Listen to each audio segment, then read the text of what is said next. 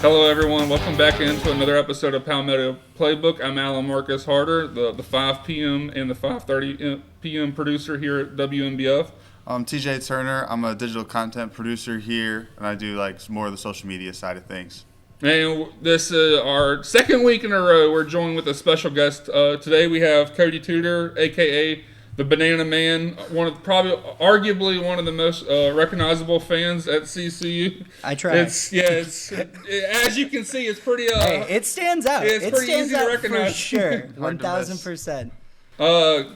John, I guess jumping back to the beginning, I kind of want to learn about your journey here to CCU. Yeah, how'd you discover CCU? And... It's kind of unique. I'm originally from Louisville, Kentucky, and when I was young, I saw Dolphin Tale when I was 6 years old, and ever since then, I was like, I want to do marine science. This is what I want to do. And just one day, I think it was junior year of high school. Just looking through the academic common market because there's no in-state programs for marine science. Obviously, Kentucky doesn't really have much in the ways of water. We've got a really dirty river, and that's pretty much it.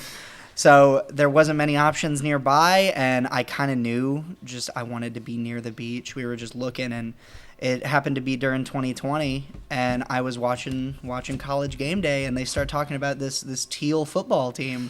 Yep. And I see they show a shot of the field, and I'm like, look at this. This is super.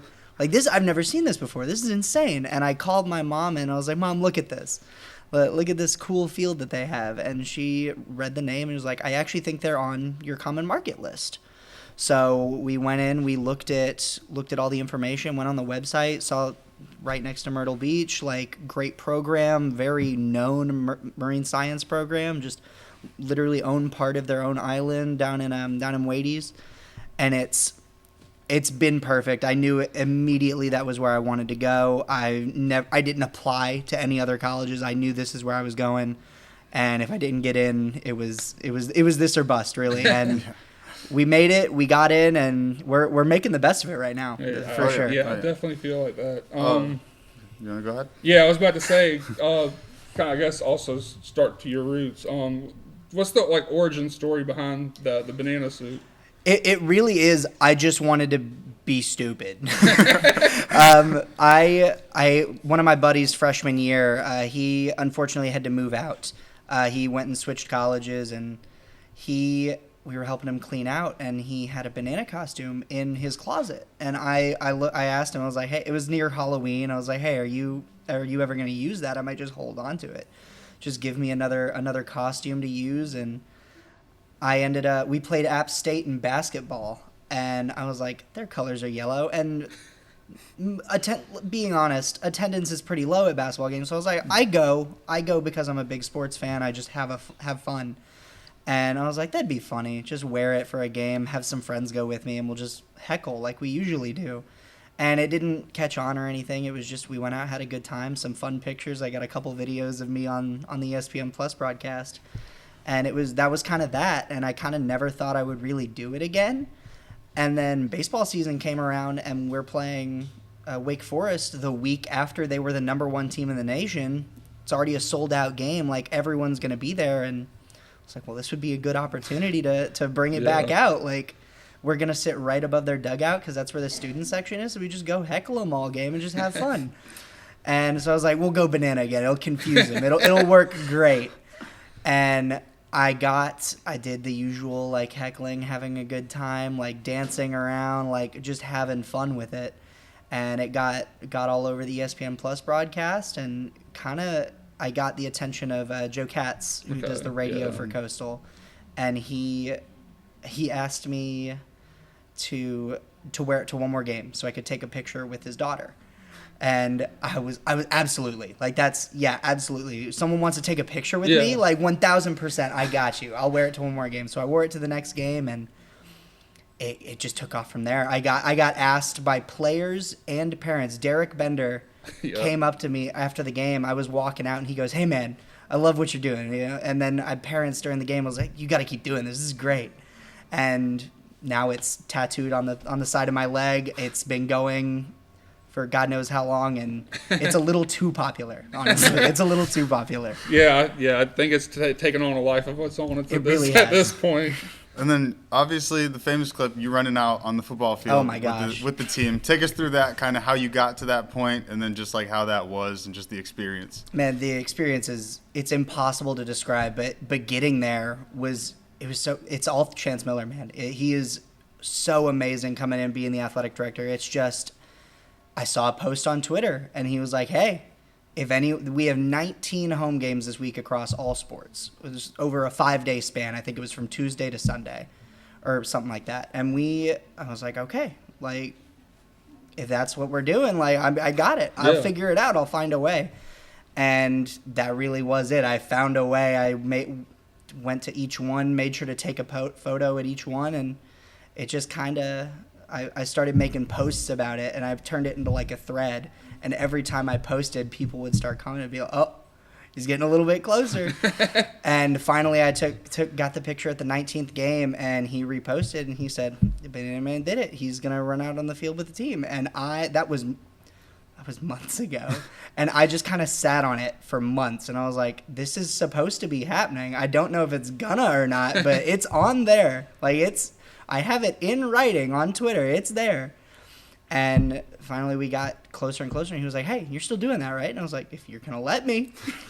If you're going to let me. So we figured it out, got it figured out day of the game. I got my passes, and me and my family came to, it was family weekend, so my family was actually nice. here for that. So I took, me and a guest got field passes, so I took my sister onto the field with me.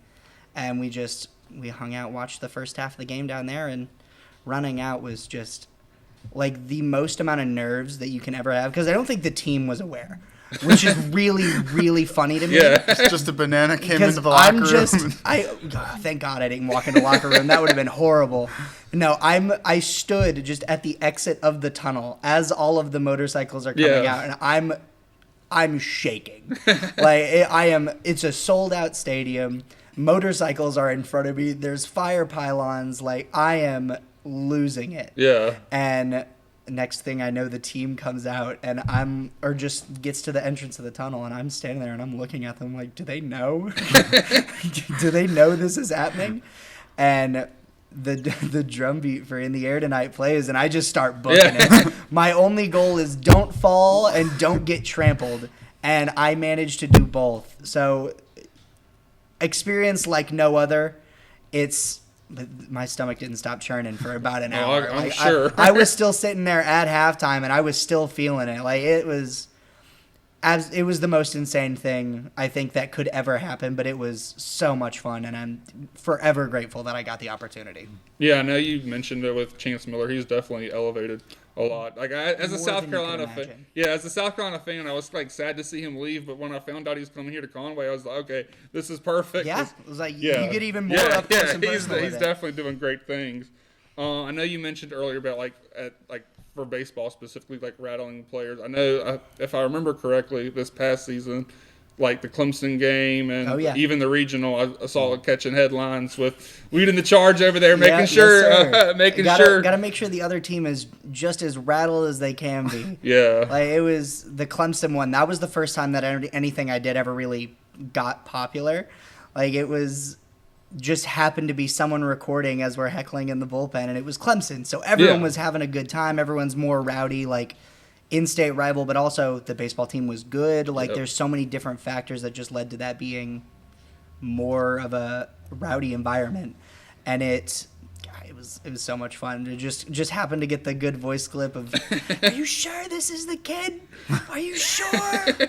And it was, man, it popped off, and it was so cool. There was an article, and I can't remember who it was by, or what company posted it, but it said, Coastal Carolina fan dressed in a banana costume single-handedly causes Clemson collapse.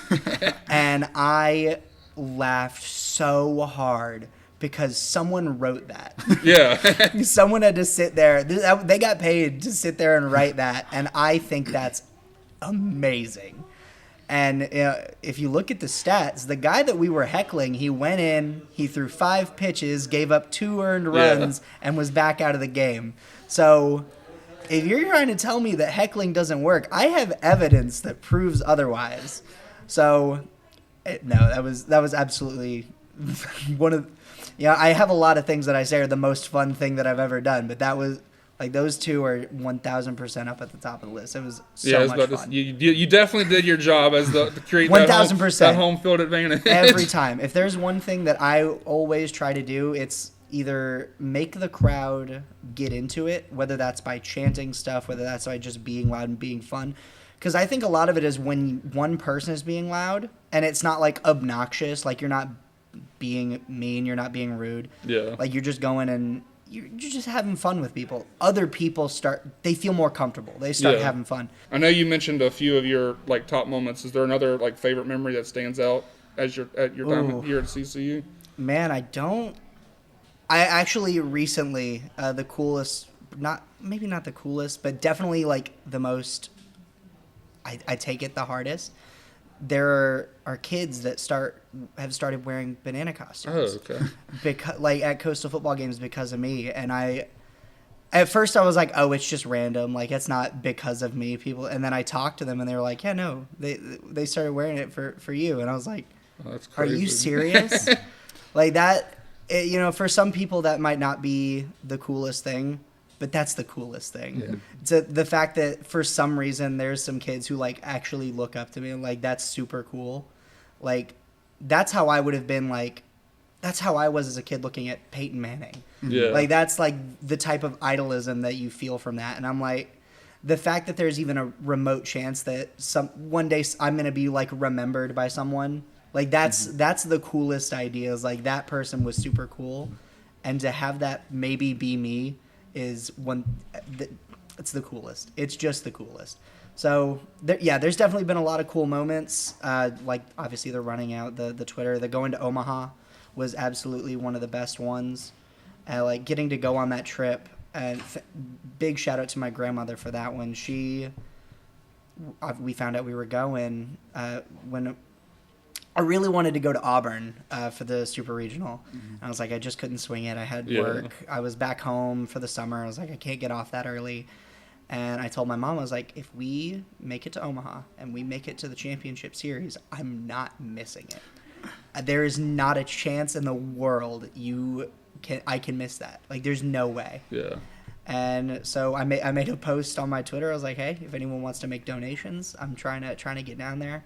And I ended up raising more money than I ever should have. And one of the most thankful experiences, I was so thankful that there were so many people that were like, we want you to go. That they were willing to send me any amount of money, whether it was $5, whether it was $20, it doesn't matter. Like, it was so awesome. Omaha was definitely one of the greatest experiences. It's something that most people don't get to experience in their lifetimes. And it's, especially as a baseball fan, or especially a college baseball fan, it was genuinely one of the most, like, iconic experience. Like, seeing things that I've seen on TV so many times and just getting the chance to watch your team play for a national championship. Like, especially going here, like... No, not like trying to be like, oh, we never win anything, but like smaller schools don't usually get the chances to play for that, especially in a smaller market. And we built that. We built that program. We built the reputation, and we were able to go down there and do it. So I'm sure I'm forgetting a bunch of stuff. There's so many things that have happened that have just been amazing, but definitely top one right now is having people that are so along with it and making it like, it's a big deal to them, and I think that's the coolest part.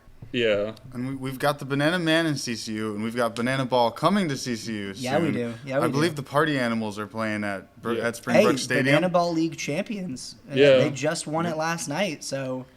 Hey, we got a championship culture coming to Conway. Yeah, I think they're playing the Loco Beach. Another, like, a new team that was announced this season, March 28th and 29th. That's going to be a blast. Yeah. I know. Well, see, I was joking with Carrie, our executive producer. She's not right here. I turned into a Party Animals fan because diving deeper into their colors are black and pink. Oh, yeah. You may know where this is going. You've seen me wear the shirt. I'm a K-pop fan, and I'm a big Blackpink fan. Okay. They posted a video over the summer because obviously with Banana Ball, they're it's basically the Harlem Globetrotters of baseball. And one of their, I mean, they do dance routines and everything. One of those dances was to Blackpink's Jump. So I'm definitely pulling for the party animals in this game for just for that reason. That's all the reason I need to pull for that. That's all you need. Any reason is a reason. Yeah. Like, that's how sports work. It's like you can be born into it. You can pick the colors. You can do whatever. If that's your team, however you find it. That's what I enjoy about sports, really. So we're definitely excited for them to be coming here. I was, when I kind of started doing this more and it started getting more popular, I tweeted at the Savannah Bananas mascot during just a random, I think he posted, was like, what mascot should I collab with in 2025? And I replied with a picture of me doing like an ominous pose. And I was like, me. You got to do it with me. And he replied, and he was like, is this a threat? And I was like, maybe.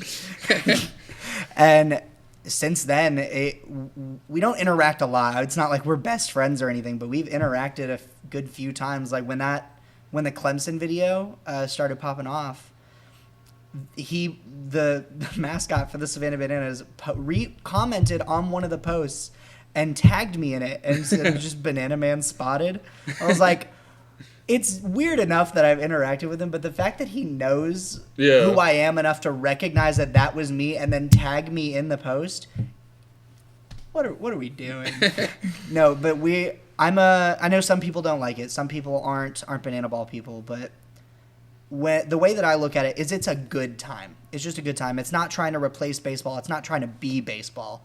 It's its own thing. You go out, you have entertainment, but you have the thrill of the sport with it.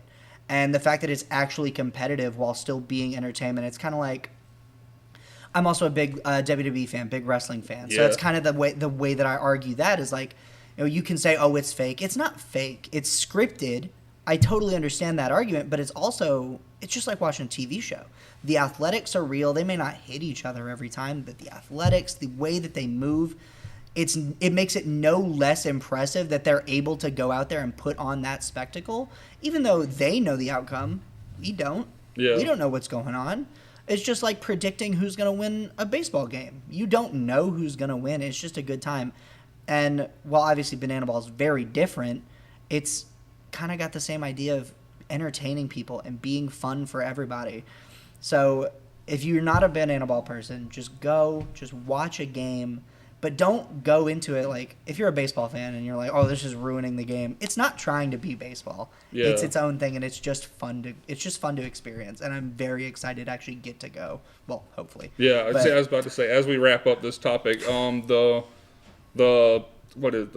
like the pre-sale list? I think because you have to like, they do it's like a lottery. It's a lottery. The lottery. That's the word I was looking for. It's like the Masters. It's that. Yeah, the lottery. So yeah, I think the deadline to register is the end of the month. Like when you register, you can put your priority for that Conway, and I guess I haven't like successfully won the lottery before that lottery before I entered it last year. So I guess if you win, you'll hear after that.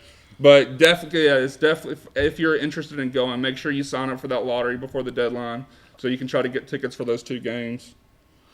And then switching, I guess we'll go back moving from Springbrook Stadium to Brooks Stadium. Oh, yeah. We've got Coastal Football had a big game this weekend through all the flooding and all the storms. They beat ULM 23-8, and we had another quarterback change this week with Samari Collier coming in.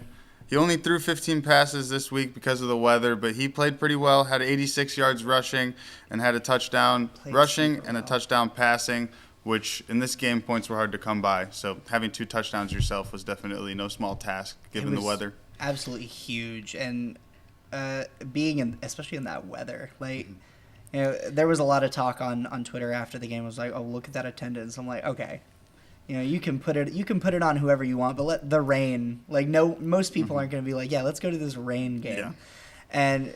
It was really funny because we were like, oh, well, it's probably only going to rain like a little bit. It'll on and off here and there.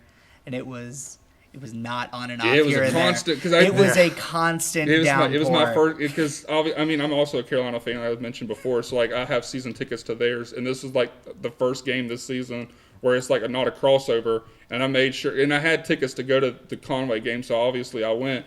And it was a fun time. It was a blast. Absolutely. These rain games are actually kind of fun if you're crazy enough to sit there. Rain, it's kind of like snow. It's football weather. Yeah. Like the Jameis Winston clip when he got to play in the snow last year.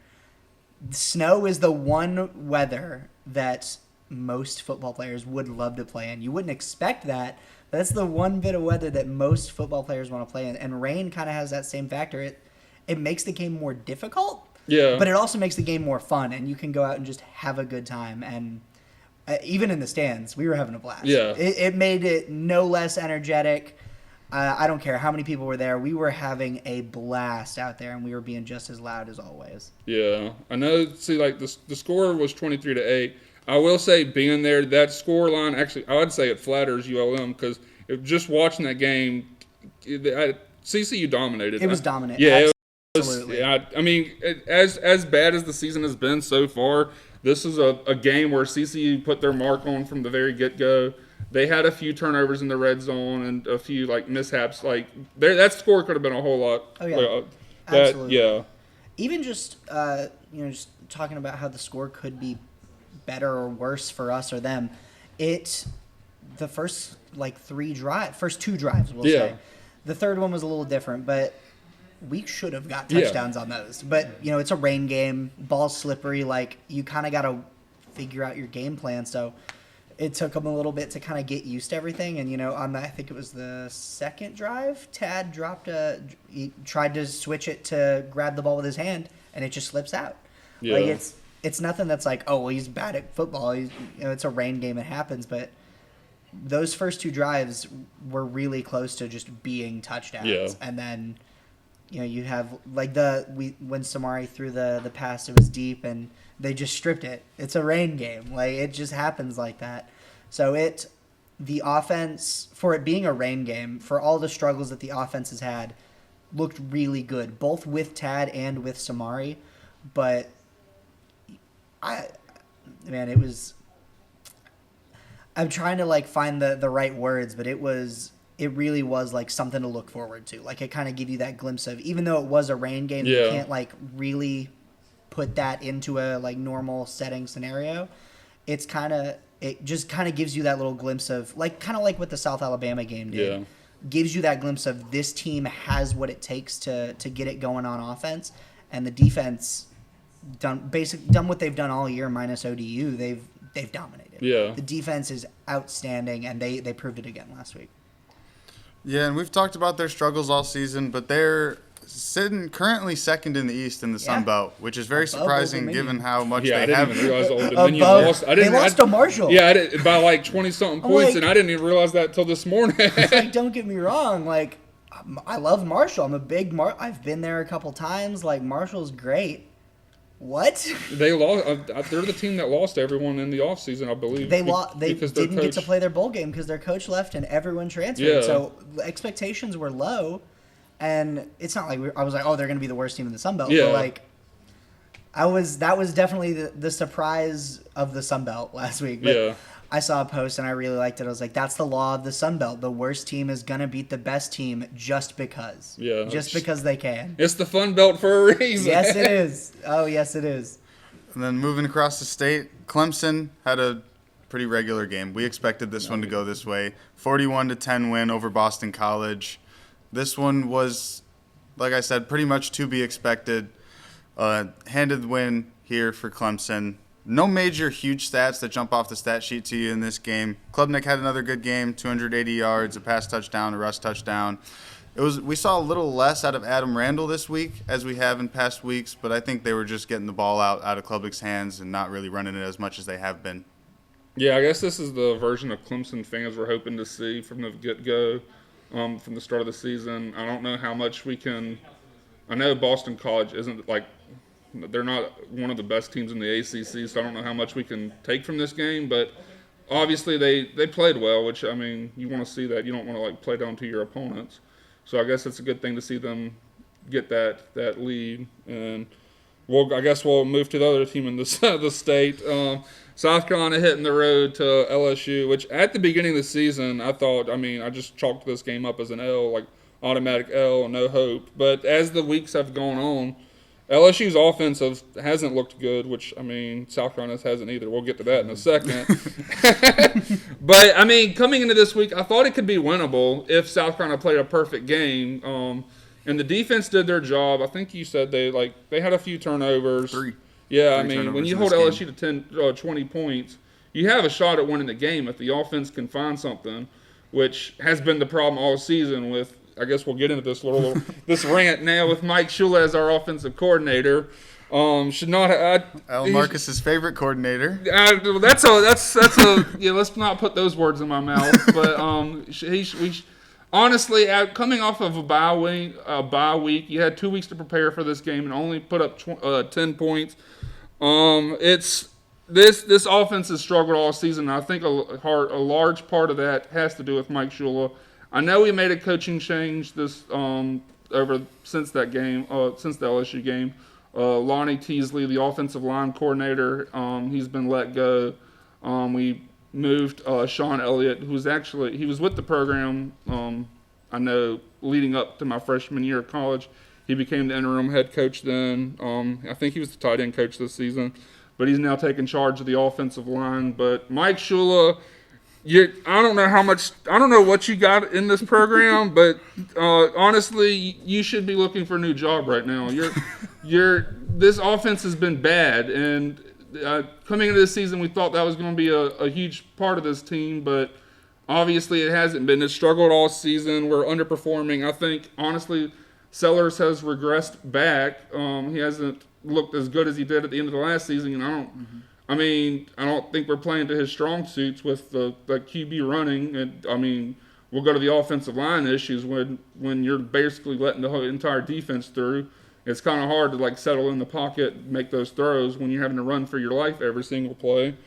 But yeah, I don't know how much more I can. We'll stray away from that. We've got a bright spot this week for that South Carolina offense outside of Mike Shula's questionable calls. Freshman running back Matt Fuller this week. You guys saw in the clips there, he rattled off a 72-yard touchdown run. What happened after that, though? Got pulled out of the game. Yeah, so he had that great run in that first half, and then they decided not to put him on the field for the rest of the first half. So that's another coaching issue that we'll have to. Yeah, I saw a bright spot in that offense for sure, and it looks like, especially being a freshman, having 83 yards on 7 touches is definitely promising looking into the rest of this year and then potentially next year. Just him moving forward and progressing as a player, I think he'll be good for a few years to come now. And our big story of the week, Penn State. James Franklin is no longer with Penn State, which I don't know if he's too mad about because he's still making $50 million. That's literally the best job in the world. I'll take that every day. I mean, it's hard to be mad when you get fired when you're getting paid $50 million not to do a job. $50 million to stay home. They wanted you to go home so bad that they're paying you $49 million. I saw a tweet that was breaking it down, and he's making $21 a minute for the next sitting on his couch, I might add. 20 years from that. And I believe I read that a part of his contract is that he has to go look for a new job. Yes. So it's not like he's going to be just sitting home. And it's not, no one expected him to just go home. He's going to go find another program to work for. And I expect Virginia Tech, Wisconsin to be on the phone very fast. There's a lot of programs that, his one big gripe was that he could never win the big one, but not being able to win the big one doesn't mean that you can't make a good program. Yeah. And if there's one thing he did during his time there, he made a successful program. He made a consistent program. And I think he absolutely has the power to do that wherever he goes next. So he's getting paid a hefty sum to go home for the moment, but I don't think he's going to be gone very long. I think we hear news about him getting back in a building really soon. Yeah, honestly, I didn't see it coming this quickly. I mean, I know we joked last week. I mean, I know you brought it up joking that the conversation was so much about not winning the big games that he just decided to change that narrative to not win no games. Yeah, not win the lesser games. But literally, I think you've wrote it down here, TJ. Within a 3-week span, they went from it's been a roller coaster for Penn State. To top 5 to being fired, which. Yeah, it's just crazy to see. Yeah, a few short weeks ago, they went into that double overtime game against an Oregon team that was looking like quite possibly the best team in the nation. They were ranked number 2 at the time, and you'd like to think if they could pull off that double overtime win against Oregon, they could have seen themselves at the number 1 spot in the nation. Oh yeah. And to think 3 years later, or 3 weeks later rather, they're firing their head coach and sending him off after a loss to a UCLA team who hadn't won a game all year, and then a Northwestern team who, quite to put it frankly, Penn State's not supposed to lose to Northwestern. They're not supposed to lose to either of those teams. Yeah. No. You lose to. It's bad enough to lose to UCLA, the team that has literally just fired their head coach. Yeah. Like 0-4, there's no reason that you should be losing that game as Penn State, and it's, I think a lot of it is, when a team fires their head coach, you move your coordinators around, you try and figure it out, and you end up with a new offensive scheme, and a big part of that is when you have that, there's no film. So if you switch it up, there's no film. No one really knows what's going on. So you really do catch that defense off guard. So I'm giving them the benefit of the doubt there, but coming in, there's no reason to lose Northwestern. By 1 point, rather, None. you can't. They're clearly they have the better athletes on the field. Penn State has been Without a powerhouse doubt. for years. You can't lose that game by 1 point. Absolutely not. Granted, if they get punched in the mouth early in the game and then they just are real in the rest of the game, but losing a game against the Northwestern team by 1 point is inexcusable. Yeah, I mean, it's looking ahead, I guess, for the rest of the season, it's going to be a tough going for Penn State. In this game, they lost their starter quarterback for the rest of the season, Drew Aller. Yeah. I know they have 2 really good running backs, but that's a huge loss. We'll see how that plays out. Another Heisman favorite. Yeah. Just preseason, gone. he was supposed to be the number 1 quarterback taken off the draft boards this Yeah. year. Obviously, after the first few weeks, that ranking had dropped a little bit, but he's still one of the premier quarterbacks in college football. Absolutely. I think he's going to be a grab in the draft no matter what, and whether that works out is a whole different thing. But he's not falling off any boards. Yeah.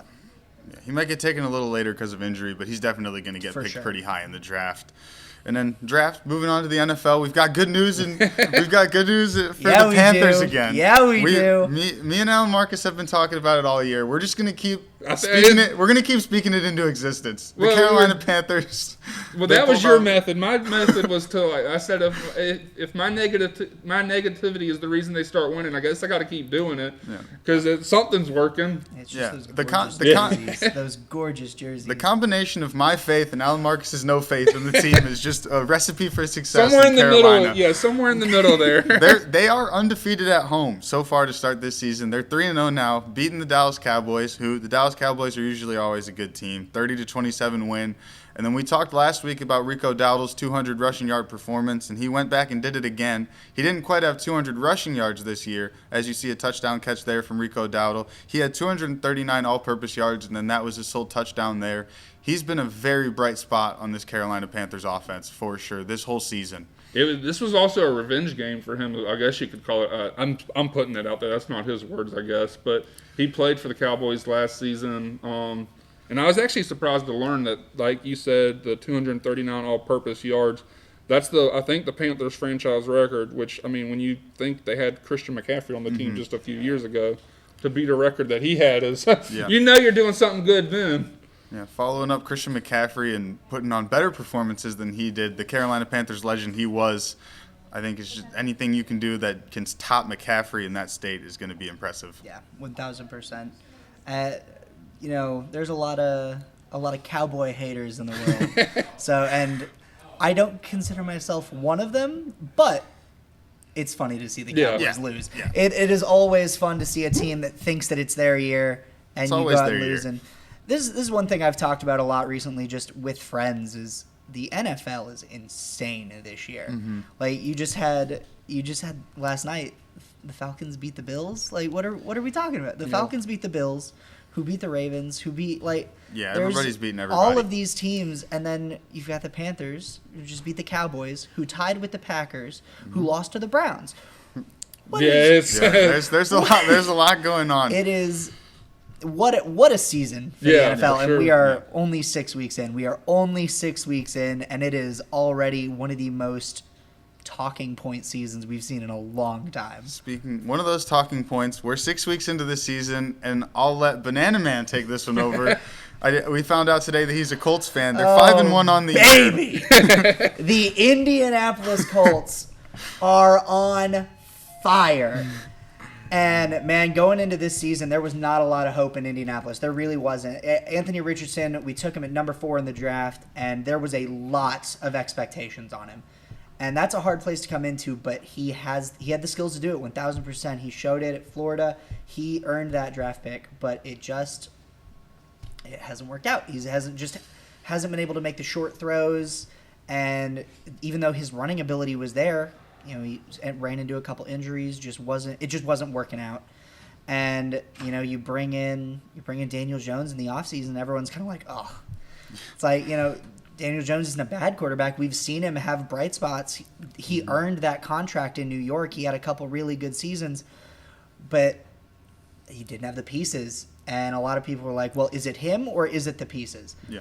And you bring him in and he gets that starting spot, and a lot of people were like, well, did he really earn that starting spot? He did. He 1,000% did. You just have to look at the film. You put him behind an offensive line that actually works. You give him Jonathan Taylor in the backfield. You give him Alec Pierce, who can go up and make a spectacular catch anytime you need him to. Michael Pittman Jr. Like, there are so many, not pieces that you would recognize on this offense, but pieces that work and pieces that get the job done. And you put him behind that offensive line, like I said, his running ability comes out, his escapability comes out. And like I said, having Jonathan Taylor in that backfield is just a gift from God. One of the best running backs in the league, if not the best. And I'll try and give someone else the benefit of the doubt, but it's just incredible. You got Josh Downs. You bring in Tyler Warren. Tyler Warren is a monster. An absolute I don't know how the Bears took Copeland. I don't know. I don't know how you miss Tyler Warren there. I really don't. And I'm so glad that they did, because if he was on any other team, I would be absolutely losing it. But, the Colts, man, we talk about how weird this NFL season has been. It's weird enough that the Colts are good, Yeah. Looking at the previous season. But the fact that they're really the only consistent team that you look at, like, the one loss that they had was to the Rams, who are good. The Rams are a good football team.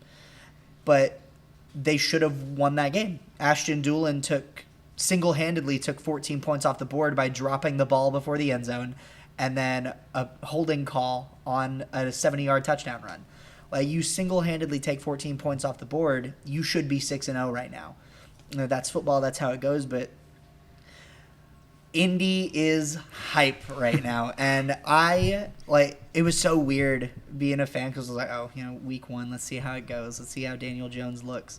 And he comes out and he looks really good. I'm like, okay, it's 1 week, let's let it go. We're not going to get we're not going to Colts win the Super Bowl yet. And then week 2 happens, you're like, all right. Super Bowl's coming. And then you go, okay, maybe we make a deep playoff run, and then week 3 we're winning the Super Bowl. It's over. It is over. The rest of the league is cooked, and it's just so nice to see Daniel Jones being able to kind of defeat all of the backlash that he received in New York, and it really does show you how important those pieces around a quarterback is, and especially the offensive line.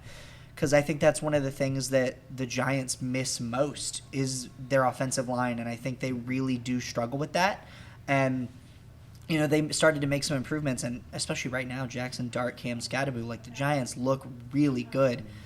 And well, it's not like they're the best team in the league or anything, but based off their standards, what their expectations were, absolutely crushing it. They're having moments of brilliance. Literally, I'm joking with TJ Carey, our executive producer. She's not here, but she's a Giants fan, and she wanted to make sure we brought up the fact they beat the defending Super Bowl champions Philadelphia Eagles. Yep. She made sure she was adamant that we needed to talk about that. Cam Scatterbo's a legend, man. Put that man in the hall. When Carey watches this one back, we mentioned it. We mentioned Cam Scatterbo, Jackson Dart, and what's going on in New York. All right, so you guys, I'm going to give you guys a little quiz here. Don't look at your papers. Wait, I've already looked at it. Aw, I didn't know already it was looked going to at be didn't know All we were right, going to do so a quiz. if you had to guess who the leading passers were this past weekend in the NFL, I can tell you these two names would not have come up in your mind at all.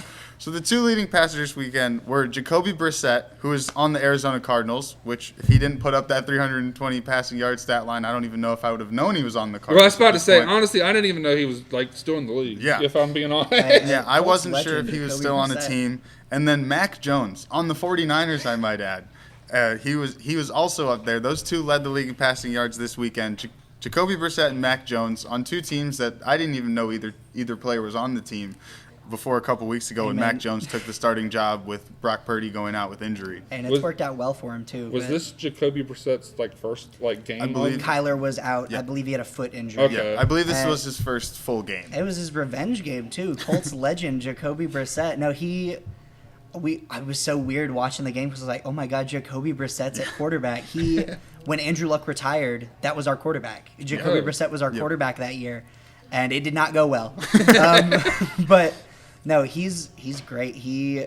And I will say a big part of those passing yards. The Colts secondary is a little banged up. It doesn't look too. We had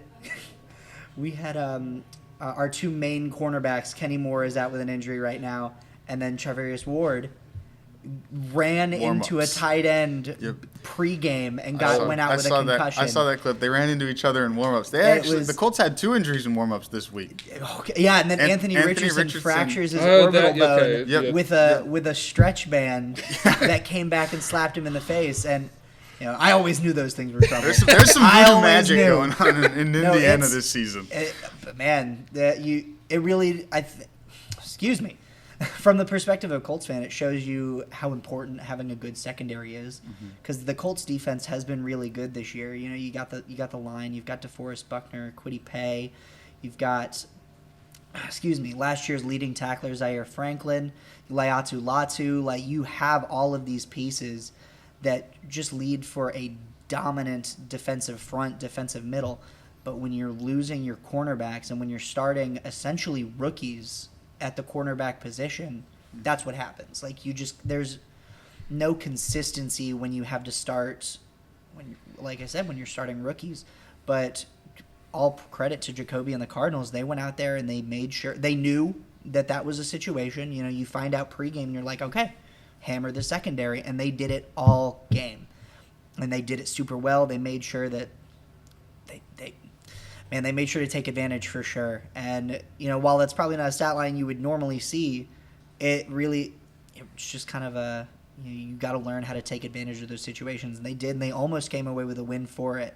But, no, I'm a big Jacoby fan. Like I said, he kind of picked us up when the Andrew Luck stuff happened. So very excited to see him doing well. And Mac Jones getting a chance out in San Fran it's working out for him, man. Yeah. I'm a big Brock Purdy guy, but Mac Jones just kind of, he did, in a nice way, he did not get put in a good spot on the Patriots. They were kind of reeling. Brady's gone. What do you do? Belichick's gone, and just they were in the middle of figuring it out. And I think he just got there at the wrong time. I think he still has the skill to be a leading quarterback, and he's proven it in San Fran right now. And that offense, that scheme is just really fitting his talent right now. I don't think he stays the starter whenever Brock is back, but he's proving that he has the talent to go somewhere else and maybe even have that spot in the future. I will add, both those quarterbacks led the league in passing for this past weekend, and both of them lost their games. They did, yeah. Yeah, which is an interesting thing to add there. And then moving on to the WNBA, the finals just wrapped up. It was a quick series.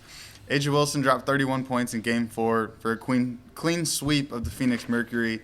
This series from the start, the Aces just ran away with it from the beginning. I believe they won this game by close to 25 or 30 points. Yeah, most of these games in that series weren't really close, which, I know they had a close series coming into this one, struggling to because I think Indiana Fever, went Yes, to a sir. 5-game series. But yeah, A'ja Wilson, just this series, and as a South Carolina fan, I'm happy to see, proving she's the best in the world. Once again, this is her I want to say this is the Las Vegas's third championship in 4 years. This is her, I think, second time getting the postseason MVP or the Finals MVP or reward. Yeah, that's a great season. You can get incredible. regular season MVP, Finals MVP. That's kind of what you're going for as a player. You want to be able to show that you can win as a player and that you can bring your team to that championship level, which AJ Wilson has shown multiple years now throughout her career. Just consistently the best player and the best team. Like it is, not a lot of people really watch the WNBA, but you pay attention and you tell that she's a superstar. That is the only word to describe her and her performances on this team. Just the leader of all leaders. Like, it doesn't get better than that. And to see her continuing her dominance, and I consider myself a Fever fan, being from closer to Indiana, but you can't be mad. You put up a competitive series against what is undoubtedly the best team in the league, and honestly, then they go on and sweep the finals. Like, that's insane. It's just she's incredible. And even with all the injuries the Fever had as well, to stay in that series. Yeah, for sure. Caitlin, the one people that most people talk about, Caitlin Clark, wasn't even in. Yeah. Like you have so many pieces that are just, to be able to go out and have a competitive series is great for them. But I'll focus on Asia. She is amazing, and really looking forward to seeing how long she continues this run. It's not if, it's how long. Yeah. And I genuinely believe it's how long she wants to, because there is no stopping her. There's no stopping her. Yeah, and then moving on from that one over to baseball, who is also in the playoffs at this point as the WNBA season wraps up. The baseball playoffs are getting started. They're underway. The league championship round is underway. We've got the one-seeded Toronto Blue Jays are going up against the two-seeded Seattle Mariners. And the Mariners are up 2-0, which was quite surprising to me with how dominant the Blue Jays team has been so far throughout their playoff run leading up to this point. They've been, I think, personally, by far the best team in the MLB throughout this postseason. And to be down 2-0 to start this series, I think, was definitely a surprise to me. Yeah, when I originally I did picks for the playoffs, and my picks to make it to the ALCS was Mariners Blue Jays, and I picked the Mariners to make it. But when you see what the Blue Jays did to the Yankees, like, the Yankees aren't a bad franchise. Like, obviously they've got the offensive firepower, but their pitching staff's not bad.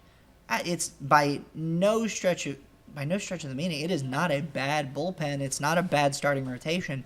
So when you watch the Blue Jays go out and put up over 30 runs over that series, like, it's simply, like, it was insane to see. And then you get there and you're like, I don't know if they can beat them. I don't know if they can.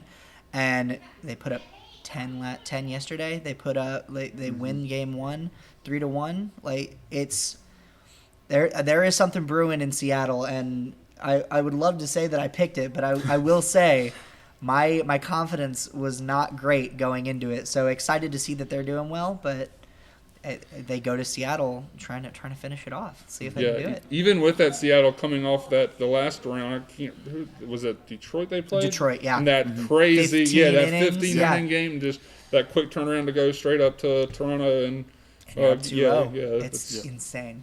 Definitely an impressive run for Seattle so far.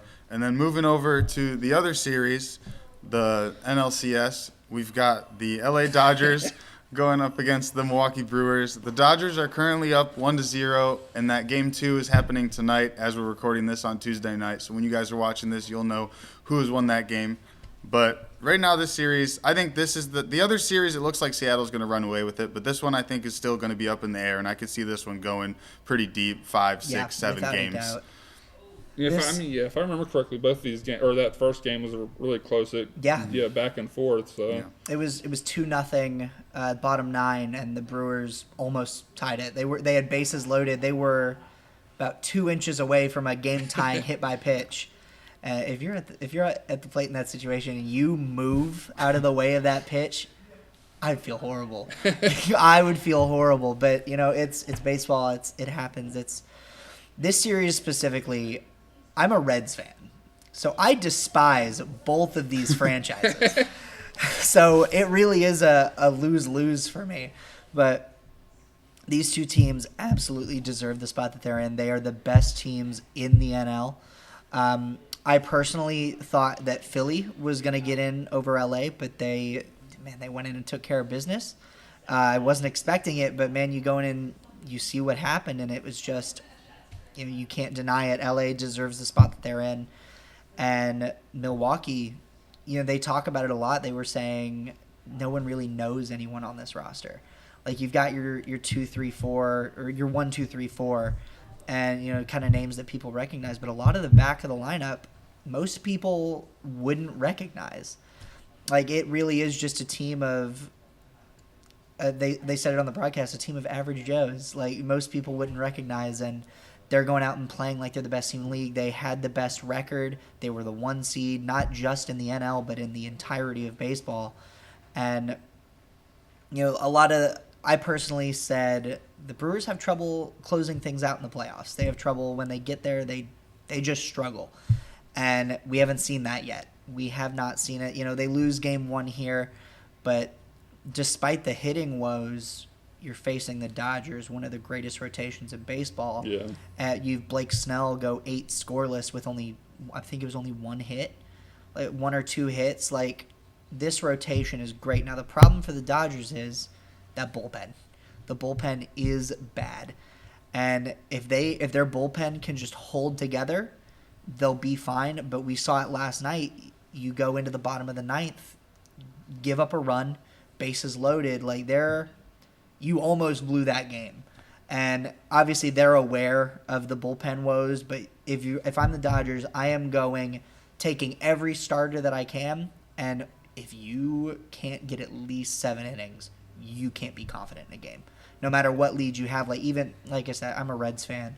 Watching the Reds-Dodgers series, I was kind of hoping we would win. I knew we probably weren't gonna, but you'd be a little bit hopeful. But even, our rotation, we get beat up in the first 2. But even our first couple innings, you get beat up because their offense is insane. And then the bullpen comes in, and we still were able to put up like 5 runs each game, which kind of sounds outrageous, but that's just the bullpen is just struggling. And, they need to, if they can put it together, this Dodgers team looks possibly unbeatable. Really does. But I chose the Mariners to win it all, so we're fine. We're fine. And then moving over, the Carolina Hurricanes are off to a hot start in Raleigh. They're 2-0 to start the season. And coming off that conference finals appearance last year, I think this team's definitely going to be a force to be reckoned with in the NHL this year. I could see them making another deep playoff run and potentially going all the way. Yeah, I know they were one of the favorites before the season started to win the Stanley Cup. So it's good to see them get off to that strong start so far. Yeah, we'll be keeping up with them all season. Obviously, it's still very early. They're only 2 games into the year, so we'll be keeping up and letting you guys know how their season's going. Well, as I just wrap up the hockey talk, I will say the PD Ice Cats got their first win of the season over the weekend. Yep, they lost that first game on Friday in like an overtime loss, but I know that game on Saturday, if I remember correctly, because I wasn't there, obviously, but I saw the score. I think it was like 6-5, which is a good win for them to – they're the first win of the new franchise there. Yeah, we've got hockey back locally now. Now that they were having some trouble getting the ice in for a while, but now, now that the stadium and everything's ready, the PD Ice Cats are off to a 1-1 start, and we'll definitely keep you guys updated with their season as well. And moving ahead, back to football, we've got some big games coming up this week for everyone pretty much. Yeah. All the teams in the Carolinas have a big game this week. Obviously, Coastal Carolina versus App State. That's the game of the year every year, especially with how the season's gone so far. This is a game that can really, really build the momentum up for Coastal Carolina if they're going to try and keep up that second place spot in their side of the Sun Belt. I think they need to get a win here, and this is definitely a big morale booster being their rival school. Yeah, absolutely. 1,000%. You go in, it's not an easy place to play. When I first decided I want to go to Coastal, App State was, apart from Marshall, the closest school. And I was like, well, I want to go see a game. So 2021, we go up there, and that was the year that they beat us on a walk-off field goal. And that was my first Coastal game. I was like, well, we'll get them next time. And every year, it's happened. Tim Beck, he comes in, and there's one thing that he doesn't do, it's lose to the school in Boone. And, they look really good this year. They really do. So it's going to be a tough game for us. But you go in and obviously there's a big question mark. Does Samari start? Yeah. And is Tad okay? Like, obviously he leaves with that injury. And I personally think you don't really have much to lose. I think you put Samari in. I think you give him the opportunity. He threw a dot in the rain, threw a lot of dots, and you bring that running ability behind a good offensive line. You already have a good run game. It's kind of like what you see with the Ravens in the NFL. You've got Lamar in the backfield, but then you have Derrick Henry. Like, how do you stop both of them? Obviously, this year it's not going very well for him, but if you put Samari behind that offensive line with what he showed last week and just what he can do, and even the throwing ability as well. I think that's been a big missing point for us is you try and run this air offense. Like Hollingsted comes in and he ran an air offense at WKU, and I think it just hasn't worked so far. And that's not, it takes some time to adjust to a new school, new people. Like, you try and figure it all out. But I think if we can try and hammer that run game, and also maybe try and put in some deep passes like we did last week. It was raining, but we still had a couple really good throws. And I genuinely think, I love Tad. I'm a big Tad fan. But even if he is good to go, I genuinely think you have nothing to lose at this point. If you lose this game, it's not season over, but that really is a big blow to the team, to the morale, you never want to lose to your rivals, but also just where we are in the season and how it's gone. You don't want to lose this game. I think you have nothing to lose, and Samari showed a lot of bright spots, but it's hate week. That's how it goes. That's all that matters. So a win is crucial this weekend. Yeah, I feel it's going to be a tough task, and it's kind of the thing that I'm thinking, like, which Coastal version are we going to see after this win? Because earlier in the season we had the South Alabama game. Coastal looked really great, and then the Old Dominion game happened. Yeah. Now we're coming off another strong win. Which can Coastal do that for back-to-back weeks? And I mean, and App State's going to be a tough test, and for sure. Their offenses look really good. Yeah, their offenses really good. Which their offensive coordinator Dow Loggins came from South Carolina as the offensive coordinator. I guess I give. Don't need to look any wounds there, Al Marcus. Don't need to open up any of those. Pour salt on your wounds there, Al Marcus. We need. I think Samari Collier is going to start. I think he should. I think we'll see a little bit more of what we saw last year with Ethan Vasco having a lot more of a blend between running and passing, and then adding that extra option of having the quarterback be available to run. Absolutely. Which we don't have as much of with Tad. And I think last week he runs it though. He runs it strong. Yeah. I think Samari Collier just adds another dynamic piece to that offense and brings a little bit more athleticism than we do see with Tad. I know Tad's obviously been the more accurate quarterback on the roster so far, but I think with the promise that was shown last week, plus we didn't really get to see Samari Collier air the ball out that much given the weather. So I think you got to give him a shot. I really, like I said, nothing to lose. You give him a shot here. He showed a lot of bright spots. You had that deep pass, and then the touchdown pass was an absolute dime over the shoulder, and especially to throw that in the rain. No reason not to give him an opportunity. Yeah, you got to ride with the hot hand coming into a rivalry game. There's no reason not to. Oh yeah, 1,000%. And then I'll say it again. We've got we've got Clemson this week. They're hosting a game at the other Death Valley. I'll continue to address it as such until they can reclaim their title at some point. But SMU going into Clemson. This is a must-win game for Clemson. And SMU, same boat for them pretty much. Both teams need to win this game to stay alive in the ACC. Both teams last year were fighting for the ACC. This is the ACC title game. Yeah, the this was the ACC title game last year. And I think you could see the winner of this potentially propelling themselves to another ACC title berth. But this is the game where it needs to start for both teams. If either team wants to make it to that game at the end of the year, I think this is where it starts, and they need to win this game. Both teams have underperformed a little bit to start the season, and I think this game will definitely propel them to that game and a potential playoff berth, obviously, because if you win that championship game, they'll be in. Yeah.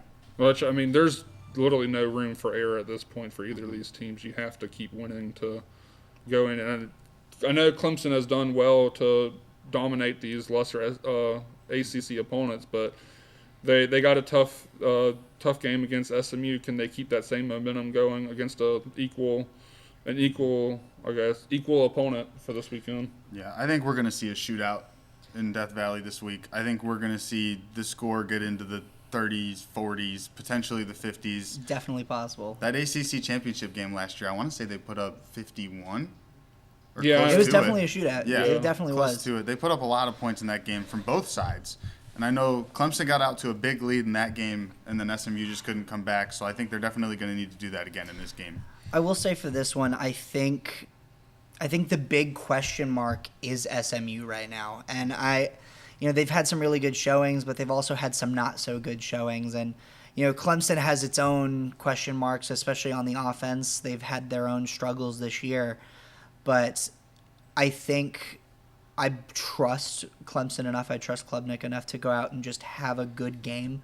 And, it's Clemson. Like, they know how to win football games. They know how to – they've done it so many times. Dabo is – despite the struggles, it's Dabo. He knows how to go out and be a good coach. He knows how to win games. And I know he's going to have the team ready. But if SMU comes out to play, it's going to be a question mark. So I think it all comes down to – obviously every game is if one team doesn't show up, then they lose. Like, that's just how it goes. But I think there's more of a question mark on. You can usually get a pretty good read on which team may or may not show up. And SMU despite the year that they had last year, they just haven't shown that same energy, that same juice. So we'll see. I'm just hoping for a good game here, and I think each team has a chance to provide that. And then South Carolina's moving on to the next step in their gauntlet of a schedule in the SEC this year. I think this stretch is – I don't care it's how terrible. good – I don't it's care how horrifying. good South Carolina was or how bad they're doing this season, up or down. This stretch would be hard for any team. They just had a game against LSU where I think personally their defense played well enough to win. Yeah, Yep. 1,000%. Their offense was, again, underperforming, but I think if they can shore up a couple of little things, they definitely have the ability to beat anybody on their schedule, given how good their defense has played. I think if you hold this Oklahoma team like they did to that LSU team, who's coming off a big Red River rivalry win against Texas, which I think they could carry that momentum on, or tough loss, sorry. Yeah. Tough loss to Texas. They're going to be reeling after that one. And I think John Mateer coming off that loss, and I don't know if he was ready to play in that Texas game. They didn't look the same as he did to start the year. Yeah, I mean, they only put up 6 points in that game. And I figured Oklahoma, given how well they've played this season so far and how bad Texas has been, I figured Oklahoma would take care of business. I saw that as a shock. Definitely. Yeah, definitely not an expected game, but it is college football and it is rivalry games. That's why we love it. Any given Saturday, anybody can win any game. Like we saw at Northwestern Penn State, Nobody expected that. And I think this week South Carolina could do the same thing that Texas just did to Oklahoma and knock them off. I'm gonna be bringing my Carolina Panthers magic to South Carolina this week. Please, we need all the good vibes we can get at this point. Speak this one into existence. I think coming off that game, you're going to see one of two things from Oklahoma. After a big loss to a rivalry school, they're either going to bounce back and absolutely dominate this game, or they're going to carry that and sulk into this one and then let South Carolina jump on them early. And then with how potent that defense has been in big games this year for South Carolina, I think if they can jump out to even a 14-point lead to start the game, I think they'd be able to hold it for the rest of the game. Absolutely. Yeah, 14 points is a tough ask when you have Mike Shula. But, I don't think he likes Mike Shula. No, not a fan. I think this is a winnable game. If you asked me last week with how well Oklahoma's played, but coming off that Texas game, South Carolina has to play a perfect game, which I don't know if that's going to happen, but it's definitely up for the taking if the team comes out playing well. Mm-hmm. And then we're gonna bring some good vibes to the Panthers again. They've got a game. I don't know against, if they need it this week. Yeah, they've got a game against the Jets. It's the Jets. This should be a winnable game. Well, You what say surprises that, but me. they just had a close game against the Broncos. What surprises me because the Jets are winless on the season, but they're like a 1 or 2 point favorite in this game. Yeah, That's outrageous. Yeah, that's outrageous. what I saw. It's been such a weird year for the Jets. obviously for the Panthers too, because they weren't expected to win this many games potentially by week 9 or 10. Yeah. But we're 6 weeks into the season and they're sitting at 3-3 with a chance to go with a above 500 record on the year with the game against the Jets, which is obviously going to be a winnable game. The Jets haven't won a game all season. This could be the game where they figure it out. They've been pretty close in a lot of their games. I haven't seen the Jets as just kind of getting blown away in their games. No, absolutely not. They've been around, lingering in those games, but they just haven't been able to pull any of them off. Justin Fields has been playing as expected. He's been good enough, but not good enough to win these games at the end of them. Yeah, it's just they need to execute, and it's like you said, they're playing in close games. It's not like they're going out and getting blown out every week, but they're just missing, I don't know what it is, but they're missing something that is just preventing them from taking that next step. And you know that they're searching for it. So if you're the Panthers, you can't go out and just, oh, it's the Jets. We don't have to really try this week. You still have to go out and execute on every level because you know that this Jets team, if there's one thing that a winless team has, it's a desire to win, especially at the top level in the NFL. Even if you're the Jets, no one wants to be winless. So you're getting paid all this money. You're not going in and season's over, blah blah blah. You want to go out there and win as many games as you can. So you know that the Jets are going to be fighting, and if you're the Panthers, you just got to go out and execute like you have the last couple weeks, and I think they absolutely can do that. I think if they can keep this one close in the end of games, the Panthers have shown these last 2 weeks that they can win close games and that they can pull it out in the end. I believe both games were field goals to win it. I believe it was a 27-24 game against the Dolphins, and then they won last week on a game-winning field goal against the Cowboys. Poor Dolphins. Shout out Hayden Bannock. I'm so sorry. And then we've got another one this week that I believe will go similarly, because I don't see, with how the Panthers roster is constructed and how that team is, I don't see them having the ability to completely run away with the game at this point. Obviously, they can put up a decent amount of points, 27 and then 30 points the last couple weeks. I think if they can put up 27 or 30 points in this game, I think they'll win it. I don't see the Jets 1,000%. I don't see the Jets putting up over 20. I see this game being somewhat close, but I think the Panthers will pull it out by about a touchdown in the end, because I don't think that Jets offense is capable of scoring that many points. I do agree with you. They're definitely not. They're not hitting their stride right now. And if the Panthers are able to, like I said, go out there and execute, they'll be just fine. They'll be just fine. I will say, you look at the Jets last week. They had the game in London, and obviously, you play a game in London. It's a whole different environment. You've got the travel, you've got all this other stuff, so it messes with you. But you play a close game against the Broncos, who, they're not the best team, but they've been playing, especially going into the year, they're supposed to be one of the better teams in the AFC. They've been playing super well. And so to play a close game against them is solid, but I think there's a big question mark on whether the being in London, the travel had an effect on that game, and whether that kind of contributed to the final score, and maybe the not so great play for both of those offenses. And the Jets offense was atrocious, just atrocious last week. So if you're especially coming off that London game, more travel, you wonder, does that maybe set them back again? So Panthers are being set up for another win, go 4-3 on the season, and you're over 500 7 weeks into the season, and that always feels good. That's a good place to be. Granted, a team that I believe they were given 4 games on the season to start. Probably. I want to say their projection was around 4 or 5 games to win the whole year. Having the ability to do that with a winning record in with week 7 is impressive. And thank you to Banana Man for coming on this week. Thank you for having me. And sorry I yapped everyone's ear off the that's whole what we're time. here for. It's a podcast for a reason. That's the point. We're here to talk sports. So give me a chance to I do this to my friends all the time, and they're like, shut up. We get it. Definitely appreciate it for you coming on. And make sure, before we wrap up, make sure you let everyone know where they can follow you. Follow me. I've got my Twitter, been at BananamanCCU, and then I just released, I have an Instagram/TikTok now, which is also BananamanCCU. I make a bunch of stupid stuff over there.